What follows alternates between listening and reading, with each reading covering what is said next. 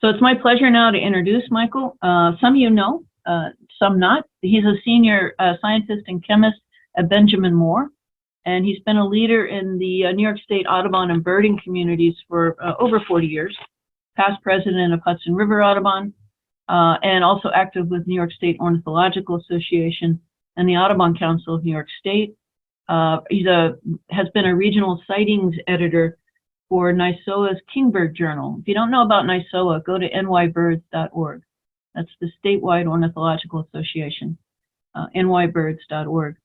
And for more than 30 years, he's been the compiler of the venerable Bronx Westchester Christmas bird count, which gives him a great perspective to share with us tonight about Christmas bird counts and how you can be connected with them.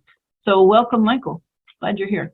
Good evening, everybody. I'm Michael Bochnik. Again, welcome to tonight's presentation. I took a number. I try to keep this short so we can discuss a little bit more later on. Took a number of slides from a longer presentation about the Bronx Westchester Christmas bird count and some of the history of the counts. So if you don't know, as you can see, we're coming into Christmas bird count season. There are, as you can see in the New York area, there are a lot of possible counts. And first question, especially for people who are not familiar, why do we count?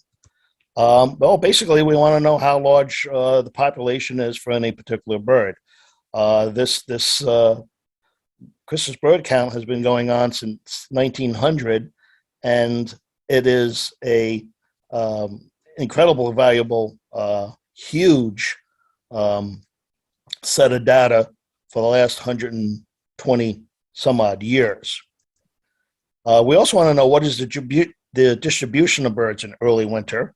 You know, where are they at this time of the year? And then, of course, we want to observe changes over time. So here's one that I love to show. Here's a picture of 12 birds. And you might ask, well, which of these birds are regularly seen on our area bird counts right now, and which ones are kind of rare? If you take a look, give you a minute to look at that. Well, nowadays, the 6 on the right are quite common now. You know, red-bellied woodpecker, cormorant, wild turkeys, house finch, mockingbird, and even snow geese are regular on many other counts in the area. But you might be surprised that basically 100 years ago, the birds on the left were the more common species seen on counts. And in fact, the birds on the right, which are common now, were either rare or unheard of on the counts 100 years ago. So this is a really good snapshot on how bird populations have changed in this area over the years. So one thing I love about Christmas bird counts, it's really built on tradition. A number of these counts have been going on for many, many years. The Bronx Westchester count started in 1924. A lot of our area counts have decades of data and tradition with them. It's a time when people come back. You get to see friends you haven't seen for a year. A lot of counts have people come in, you know, visiting family for the holidays, and they actually come back to their hometown to do Christmas bird counts. So how are they done? Well, in the beginning, actually, it was started in 1900 when, in order to, basically, there was an old tradition called the side hunt. Basically, people would get new guns for Christmas, and there was a tradition of going out with those new guns on Christmas Day and seeing who can shoot the most birds that day. But I had a bigger pile, you know, got bragging rights. Well, and there was a Chapman wanted to kind of stop that kind of waste of wildlife, and so he decided to start challenge people to go out on Christmas Day and count the birds they see. And the best counts would be compiled in I think in bird lore at the time. And basically at that time there were no rules. Basically you went on Christmas Day, and you just submitted a list and it got published. It grew and grew and grew, to where a point where they actually started wanting to standardize things. And so in 1958, they decided first mention of a circle. Basically, you'll hear Christmas bird count circles. And these are the areas in which that count can cover their areas. And then in 1983, they were strictly defined. Each count had to designate a center, and that was their count circle from now on. One thing that was new, basically for new count circles, is that count circles cannot overlap. If you take a look in the New York area, you can see there's plenty of overlap, and mainly because many of these counts are much, much older than the 1983 designation for circles. But each of those, even though the circles overlap, none of the areas overlap. There's always a defined boundary, so there are no two counts in the same area. For good example is the Queens and Brooklyn count. The circles overlap, but basically in Jamaica Bay, they go right down Cross Bay Boulevard. One side is Brooklyn, one side is Queens, and that's how they define their areas. These circles can be found, I think Ann will probably show you later, on the National Audubon website. And you could find any circle in your area and find information about when it's going to happen and who to contact throughout the U.S. In fact, throughout the Americas, actually. So how is a count done nowadays? Well, basically, it is a 15-mile diameter circle, and all the bird species and individuals seen or heard are counted. Also recorded, the number of counters, the hours spent, and the miles spent counting, and has to be done in a 24-hour period of a day, anywhere from December 14th to January 5th. And they can count on foot, snowmobile, car, boat, ECV, which we've had a couple of times. And basically, all this data is then reported to the compilers, then who put it together and then submit it.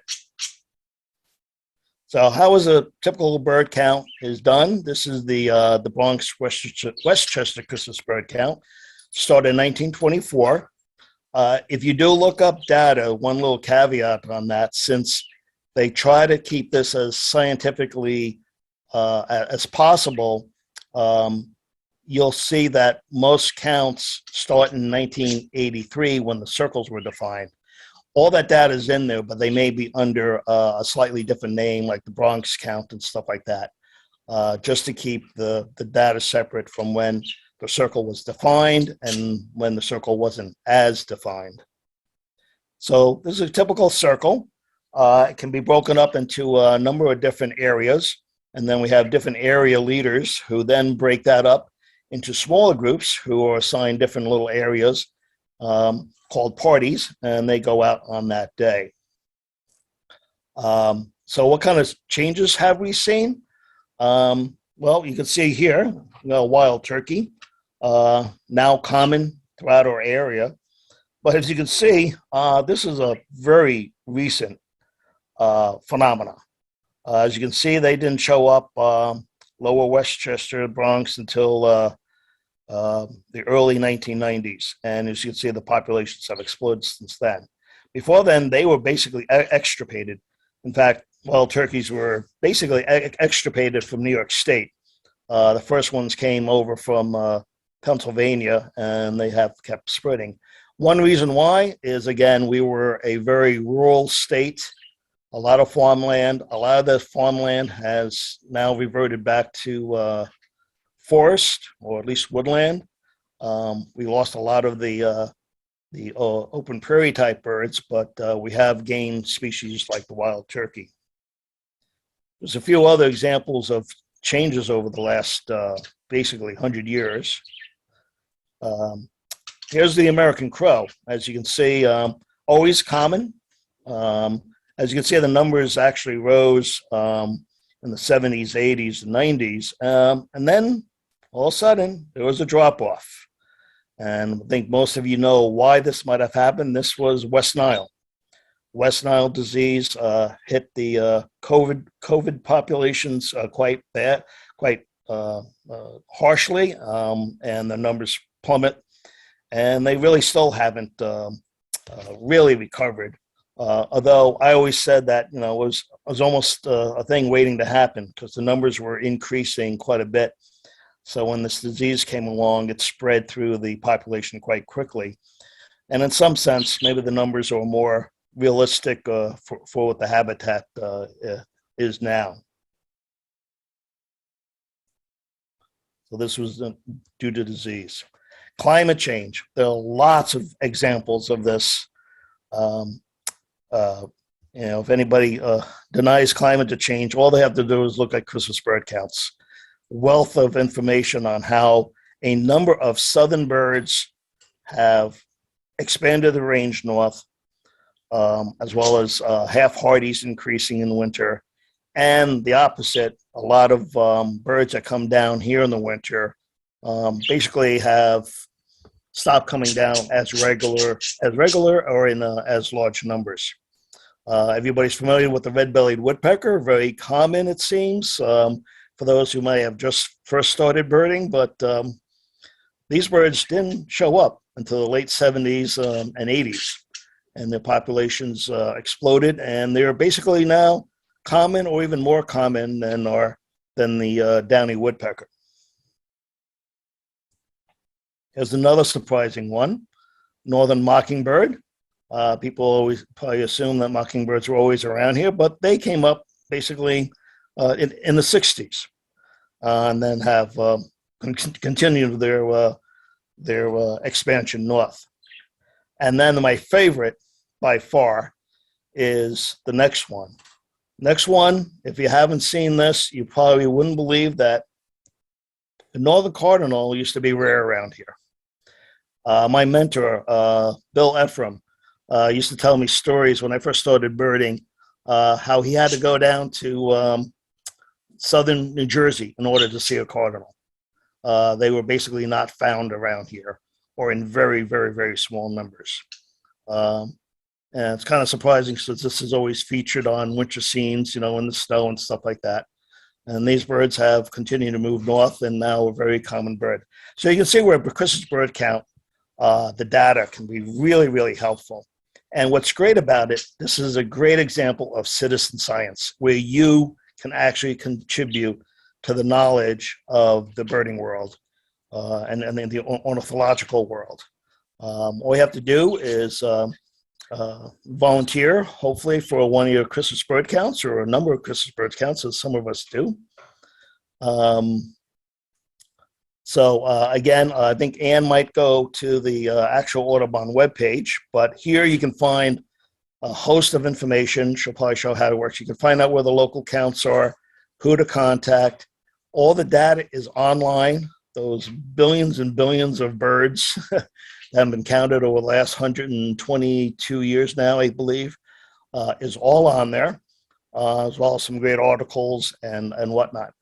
And there's a number of different ways that you can actually participate. Here's an example of the area. I think I just took the screenshot from this morning of how you can actually look for a bird count in your area, or even in your own neighborhood or town. Here, I put together some of the counts that are coming up. If you do notice one thing, if you notice that I said now counts are spread out over a basically nearly 3.5 week period from December 14th to January 5th. This is one of the tough years, because Christmas Eve Christmas, New Year's Eve, and New Year's fall on the Saturday and Sunday in that 3 weekend period. So if you notice, first of all, most counts try to avoid that problem by holding on the first weekend of the counts. This year it'll be the 17th and 18th of December.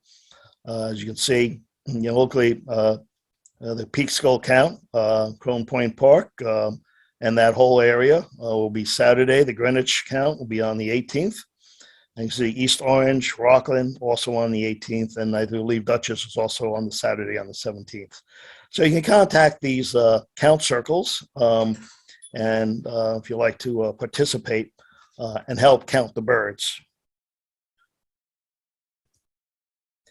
Well, again, you don't have to be a field observer where basically you'll get assigned into a group or your own territory, and you'll cover that during the day as much as you can and as much as how much as you can.